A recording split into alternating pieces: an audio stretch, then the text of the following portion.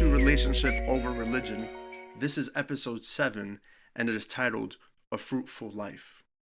When you think of the word pruning, what comes to mind? The definition of pruning is the practice involving the selective removal of certain parts of a plant, such as branches, buds, or roots. Energy spent on anything else besides the growing of these grapes is a waste of time. But let's bring it back to pruning. An expert pruner, or the person pruning these grapes at the vineyard, has 4 things to do when pruning. An expert pruner has to 1. Remove anything that is dead or dying. Number 2, the pruner has to make sure that all bearing fruit are receiving enough sunlight. Number 3, increase the size and the quality of these grapes. And number 4, encourage new fruit to develop. Now that's the job of an expert pruner. Vineyards are an abundance of grape. And in the same way, God has also an abundance for you and I. And to make room for these great things that He has planned for you, He has to prune areas of your life before you can receive them. Let's open up our Bible to John chapter 15, verse 1 and 2. I am the true vine, and my Father is the gardener.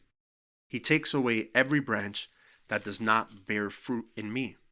He prunes every branch that bears fruit so that it will bear more fruit. God begins cutting away all parts of your life that is taking away His time. To accomplish this, He will even allow you to misunderstand what is happening.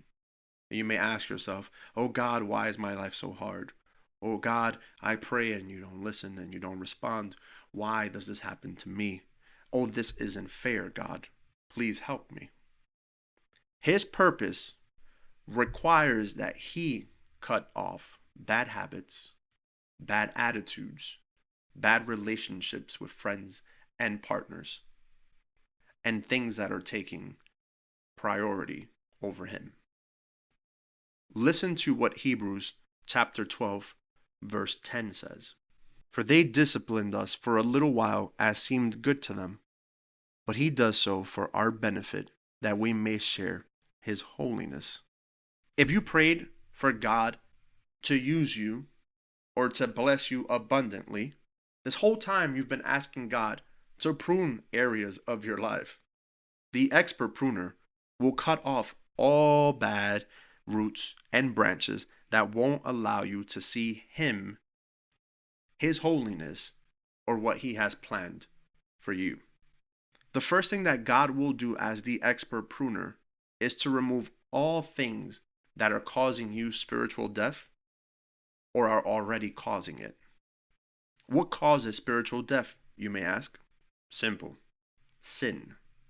When we stop sinning, God is removing that branch that caused you to sin in the first place so that He can focus on pruning the next aspect. Making sure that you are receiving enough sunlight so that your fruits can grow. Listen to what Galatians chapter 5 verses 22 and 23 say. But the fruit of the Spirit is love, joy, peace, patience, kindness, goodness, faithfulness, gentleness, and self-control. Against such thing there is no law. When sin is out of our lives and our relationship with God grows, we receive these fruits of the Spirit. And what better life is there? A life full of joy, a life full of peace, a life full of patience and kindness and love and self-control. There is no better life. But this only happens when our relationship with God grows and we receive the fruits of the Spirit. And what happens when we start experiencing these gifts that God has given us in return for putting Him first and for us working on that relationship with Him? Our fruits grow. Our grapes grow much bigger and healthier. In other words, God's blessings over your life start to be completed. And that growth continues because the source that is sustaining it, God, sees how you have now allowed Him to be in control.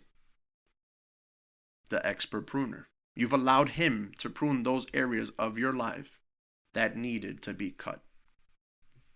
Which leads to the last part of the pruning. Our lives become testimonies of what God has done. You become a reflection of God in such a way that new fruit is encouraged to grow. My testimony that God will take the most vile can inspire others to want to meet Jesus in such a way that He will prune the areas of their lives that need to be cut off. That they're willing to sacrifice those areas that are so difficult to sometimes let go and allow Him to fill the void that only He can. Lastly, let's read Paul's prayer for the church of Colossae. For this reason, we also, from the day we heard about you, have not ceased praying for you and asking God to fill you with the knowledge of His will in all spiritual wisdom and understanding, so that you may live worthily of the Lord and please Him in all respects, bearing fruit in every good deed, growing in the knowledge of God, being strengthened with all power according to His glorious might, for the display of all patience and steadfastness, joyfully giving thanks to the Father, who has qualified you to share in the saints' inheritance in the light. If you're being pruned at this moment, there's two things that you should remind yourself of. Step 1, pay attention. Don't waste this time of preparation. God is clearly showing you something. And number 2, ask God if this pruning is happening due to a sin or if it's for something much bigger that He has planned for you. There is a difference, and only God can give you that revelation. So as you pray, ask. If your response to the pruning being done in your life is right, guess what happens? Your reward will be great. Until next week, guys, God bless you.